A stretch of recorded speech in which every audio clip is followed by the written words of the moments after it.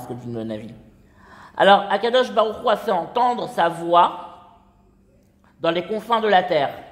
Dites à la fille de Tzion, c'est-à-dire à Am Israël, voici ton sauveur qui vient.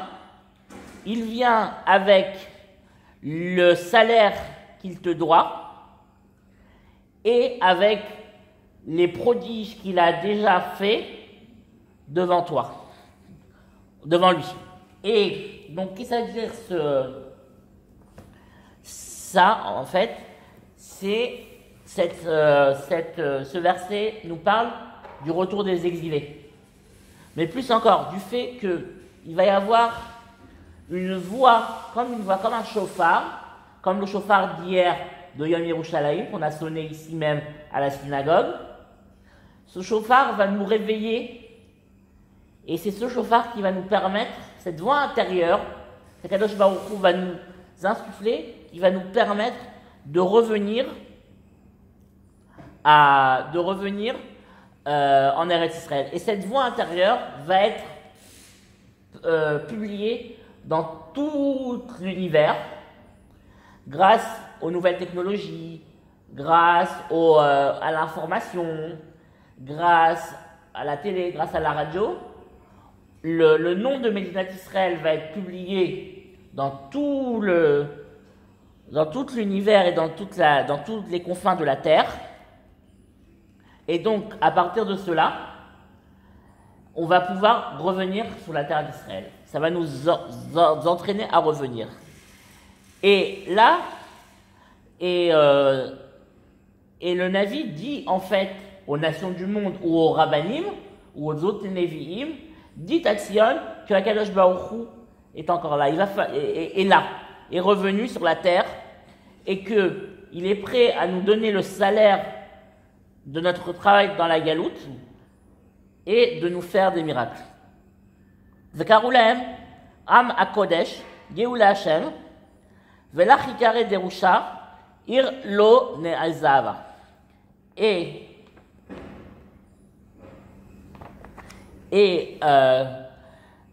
donc ils vont t'appeler, tu seras appelé le peuple du sein de la sainteté, Geoula Hashem, les libérés d'Akadosh Baruch Hu, Velach Ikare Derusha Ir Lo Ne'azava, et Yerushalayim sera appelé, Knesset Israël sera appelé, qui sera demandé une ville qui ne sera pas désolée. Ça veut dire que ici c'est encore la même idée que il va y avoir une nouvelle identité du peuple juif. Le peuple juif qui revient sur sa terre va avoir une nouvelle identité. Et cette nouvelle identité, c'est en fait le fait que Akadosh Baruch Hu veut résider sur nous, sur la terre d'Israël et sur le Ham Israël, et ne veut pas nous abandonner. Alors maintenant, on arrive à une nouvelle, c'est le Samer Gimel. On arrive à une nouvelle prophétie, qui est la suite en fait, mais qui est en fait une nouvelle prophétie, une nouvelle paracha, un nouveau chapitre dans les prophéties. C'est la prophétie qui va montrer qu'Akadosh Baruch Hu va punir les nations. Parce que tout ce processus-là va se faire aux yeux des nations, mais les nations quand même pendant 2000 ans nous ont avilis, nous ont je dirais même méprisés et torturés et exterminés. Donc elles doivent recevoir leur punition. Miseba me'edom Chamutz begadim mibotzra Ze hadur bilvosho Tzoe berov kocho Ani medaber bitzdaka Rav leoshia. Qui est celui qui vient de Édom, qui est plein qui a les vêtements remplis de vin de Botzra, il vient de Botzra, c'est celui qui a la splendeur, qui est saint, qui est habillé de splendeur, qui court avec force. Je parle avec la justice, le maître qui apporte le salut. Alors là, on parle d'Akadosh Baruch Hu. On parle que Akadosh Baruch Hu va punir Édom. Alors, qui est Édom? Édom, dans la tradition juive, c'est Rome. C'est Rome et l'Occident. Donc, ça veut dire qu'Akadosh Baruch Hu va punir l'Occident après ce qu'il nous a fait, notamment après la Shoah. Et il va tellement punir l'Occident que ses vêtements seront tellement tachés de sang, que on aura l'impression qu'ils seront comme s'il avait trempé dans une vigne, dans un bain de vin. Et cette vengeance qu'Akadosh Baruch Hu va faire, c'est ça qui va le remplir de splendeur, encore plus qu'il n'est, parce qu'il va montrer sa gloire, sa force et son agilité, sa gloire, et il va montrer surtout qu'il fait ça, qu'il rend la justice. En effet, les nations du monde ont méprisé, avili et ont voulu détruire le Ham Israël, alors que le Ham Israël n'avait rien fait. Alors là, Akadosh Baruch Hu va leur dire: vous avez voulu détruire le Ham Israël alors qu'il était innocent, vous devez avoir votre punition. Alors le Navi, il dit à Kadosh Baruch Hu: Madoua adom lilvushecha ogadecha kedorech bagat. Pourquoi tes vêtements sont rouges de sang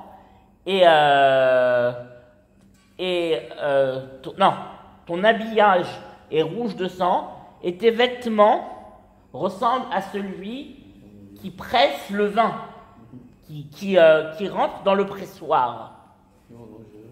Pardon? Ouais. Et donc, là, le Navi dit à Kadosh Baruch Hu, c'est toujours la même chose. Pourquoi? D'où vient tout ce sang? D'où vient tout ce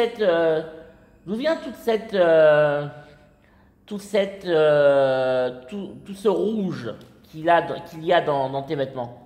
Pourra dararti levadi ou mermim en ish iti vadrechem beapi vermesem bechamati vayez mitzram al begadai vechol mabusha egalti.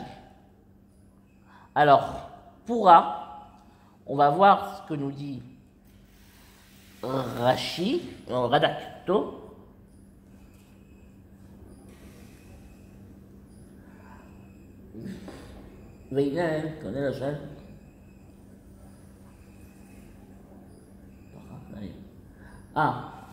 Alors, pourra, c'est en fait, c'est le pressoir. Le Radak nous dit, je suis appelé le pressoir. Pourquoi? Parce que j'ai pressé les nations seules, et il n'y a personne parmi les nations, parmi les peuples, qui était avec moi. En d'autres termes, à la fin des temps, le Navi là montre une page sombre de la fin des temps. Il dit qu'en fait, à la fin des temps, toutes les nations vont se coaliser contre Akadosh Baruch Hu, et Akadosh Baruch Hu va seul agir et va seul faire la guerre à ces nations. C'est la guerre de Gog et Magog, qu'on appelle la guerre de Gog et Magog. Et c'est ce qu'il dit. Je vais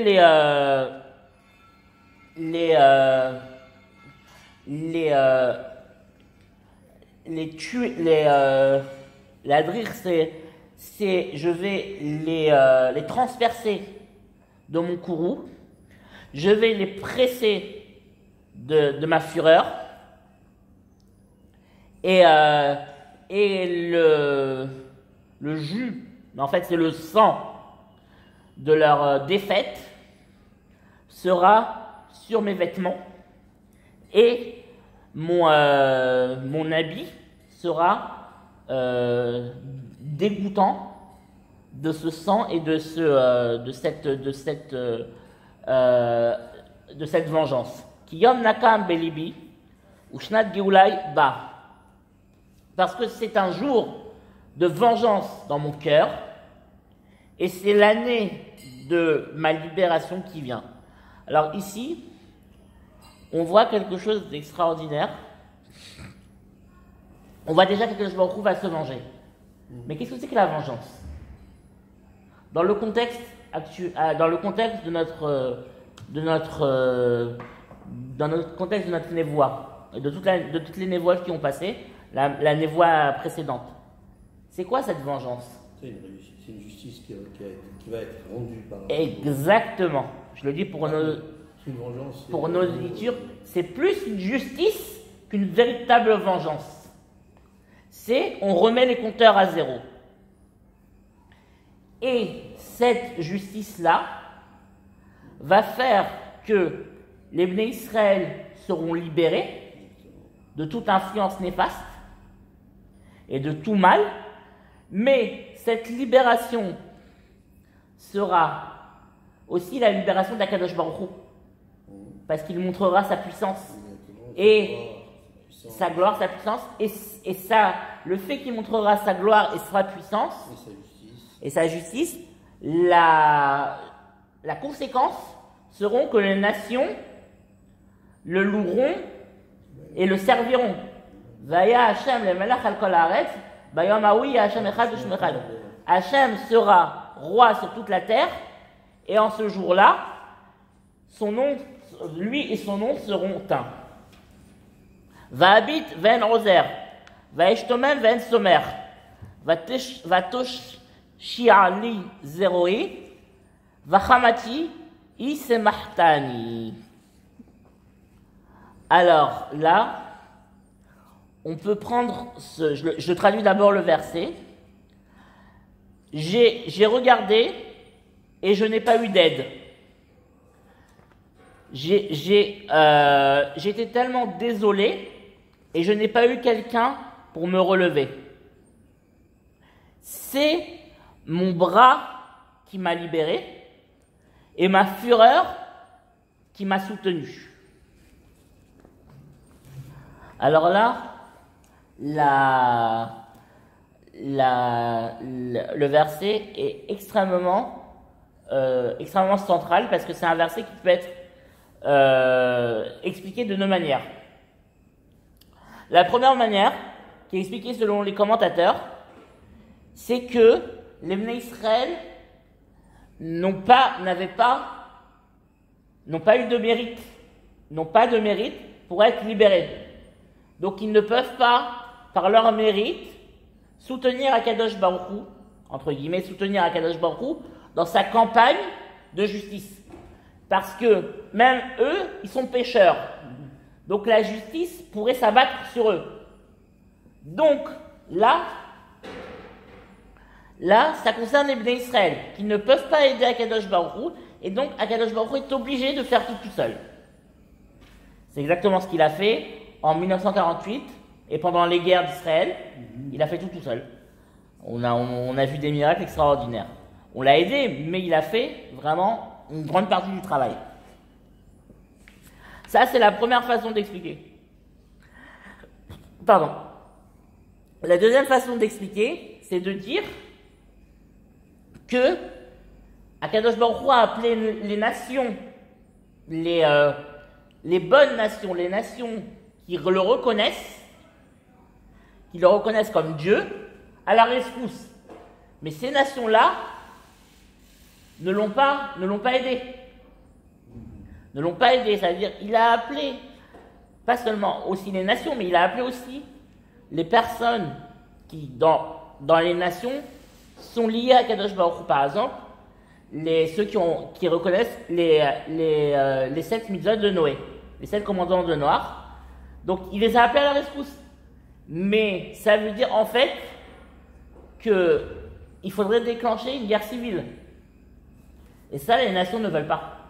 Parce que ça serait la dislocation de l'entité nationale. Et donc, les nations ne veulent pas du tout de faire cette entreprise. On a